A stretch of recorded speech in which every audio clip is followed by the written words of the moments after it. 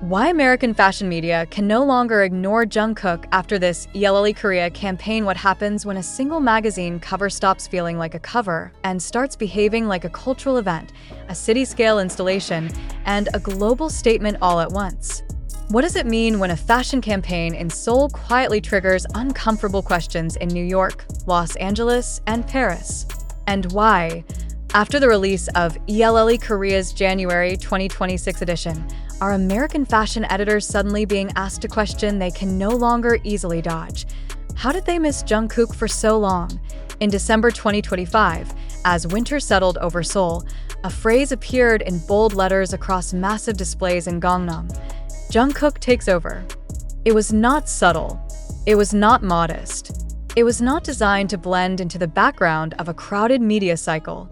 It was a declaration. And within hours, it had already escaped the physical boundaries of the ELLE building on Dosendero and flooded Instagram feeds, timelines, fashion group chats, and international fan communities. This was not simply a magazine promotion. This was ELLE Korea announcing, with rare confidence, that it was ready to bet everything on one name, Jungkook. For American fashion media, this campaign landed not as inspiration, but as a provocation. Because while US publications have frequently featured K-pop idols, few have dared to build an entire narrative ecosystem around one Asian artist with this level of scale, aggression, and unapologetic focus. The question now being whispered in fashion newsrooms is not whether Jungkook is influential enough. That question has already been answered by data, sales, and global visibility. The real question is more uncomfortable. Why hasn't American fashion media treated him this way first? To understand why this ELLE Korea campaign has become such a turning point, it is necessary to slow down and examine what actually happened, what it represented, and why its impact travels far beyond a January issue. The January 2026 edition of ELLE Korea did not arrive quietly. Instead of relying on traditional teasers, the publication rolled out a full-scale visual takeover, broadcasting Jungkook's image across giant billboards and digital displays on the ELLE building, one of Gangnam's most visible fashion and media landmarks. The imagery was striking in its restraint. A minimal white background, Jungkook's presence centered and commanding, and typography that left no room for interpretation. This was not about excess styling or visual chaos. It was about certainty. The soundtrack chosen for the campaign, Yes or No from Jungkook's solo album Golden, was not incidental. The song's emotional tension, its internal questioning, mirrored the very debate now unfolding across global media. Yes or no? Is Jungkook simply a popular idol, or is he a once-in-a-generation cultural figure reshaping the rules of fashion influence? ELLE Korea clearly chose its answer. The rest of the world is now being forced to respond. This campaign also marked Jungkook's first major fashion editorial since being announced as a global ambassador for Chanel Beauty, a role that already positioned him at the intersection of luxury, artistry, and mass appeal. Yet ELLE Korea went further, offering not one, not two, but 9 different cover versions, each presenting a distinct mood, styling approach, and emotional register. This decision transformed the magazine from a static product into a collectible object, driving pre-orders across global platforms and turning purchasing into an act of participation rather than consumption. The immediate reaction from fans, particularly ARMY, was explosive. Social media platforms lit up with debates over favorite covers, interpretations of styling choices, and emotional responses to Jungkook's evolving image. But something else was happening beneath the surface. Industry observers began to notice that this campaign was being discussed not only in fan spaces, but in fashion analytics, media trend reports, and brand strategy conversations. Engagement metrics soared. Pre-order numbers climbed.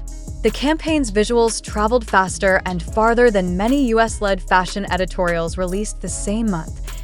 This is where the discomfort begins for American fashion media. For years, US publications have acknowledged Jungkook's popularity in cautious, controlled doses. He has appeared on lists, been mentioned in trend reports, and occasionally featured in collaborative contexts alongside other members of BTS. But rarely has he been positioned as the singular gravitational center of a fashion narrative. The ELLE Korea campaign shattered that hesitation. It demonstrated that when a publication fully commits to Jungkook, the result is not niche enthusiasm but global resonance. Why, then, has American fashion media hesitated? Part of the answer lies in historical gatekeeping. Western fashion institutions have long operated on the assumption that global relevance flows outward from New York, Paris, London, and Milan. Asian markets, no matter how lucrative, were often framed as recipients rather than originators of fashion authority. Jungkook disrupts that hierarchy. His influence does not depend on Western validation. It arrives fully formed, backed by measurable impact in music, beauty, and consumer behavior. The ELLE Korea campaign made this impossible to ignore. By transforming a magazine release into a citywide visual event, ELLE Korea asserted that Asian fashion media is not merely catching up to Western standards, but actively redefining them. And at the center of that redefinition stood Jungkook, calm, composed, and unmistakably global. American media outlets began to take notice, some publicly, others privately. Industry insiders quietly questioned why US magazines had not attempted a similar takeover. Was it a lack of confidence in audience response? Fear of alienating traditional readers? Or a deeper reluctance to surrender narrative control to a non-Western cultural force? What makes this moment particularly striking is that Jungkook's influence in the Western market is not theoretical. His solo releases have charted globally. His fashion choices consistently trigger sellouts.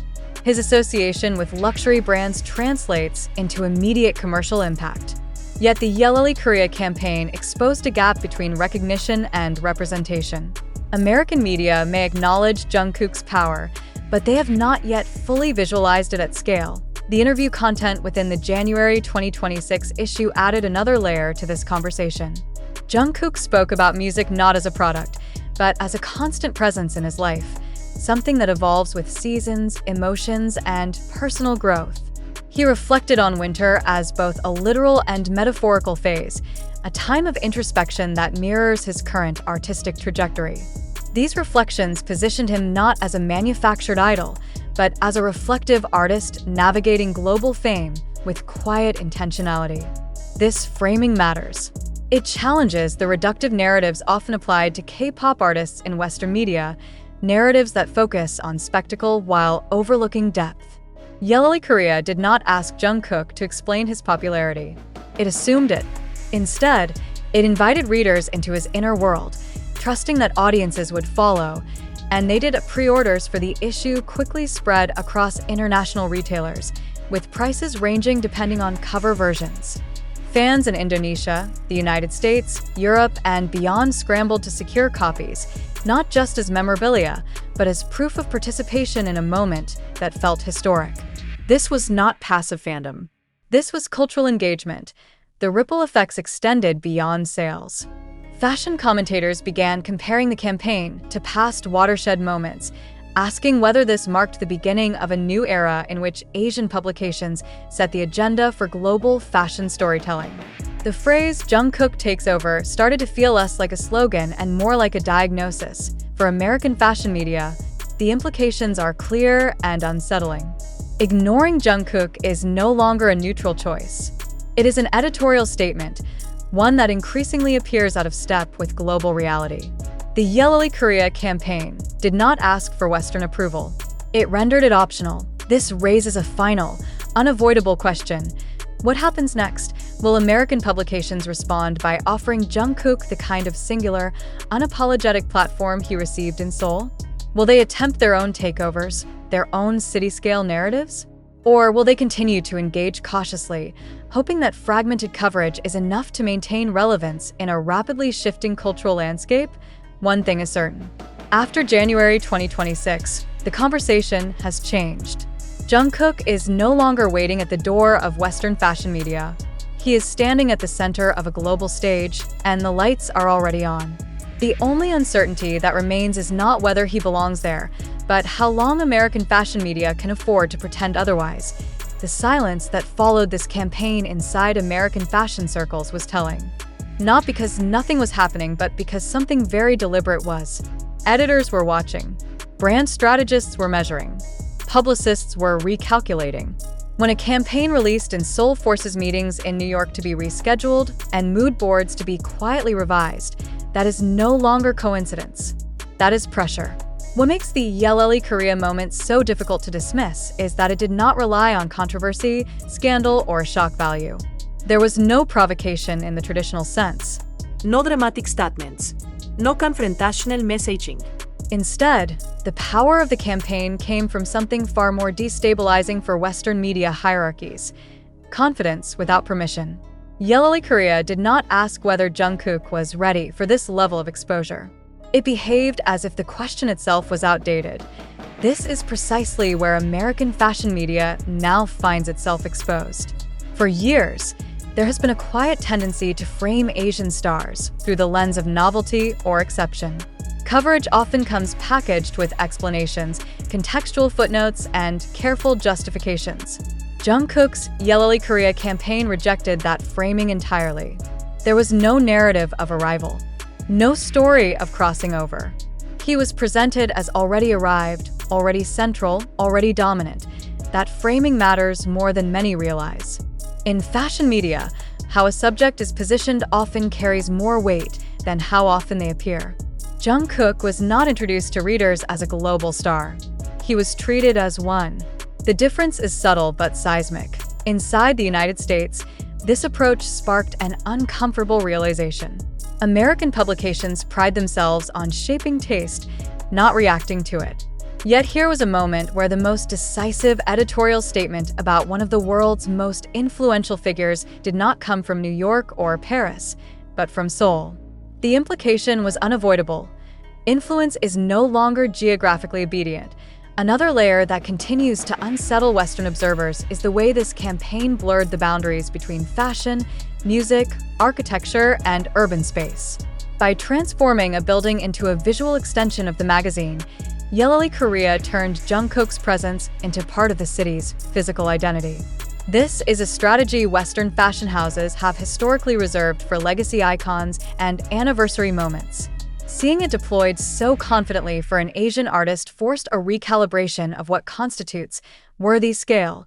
And then there is the question American media cannot escape.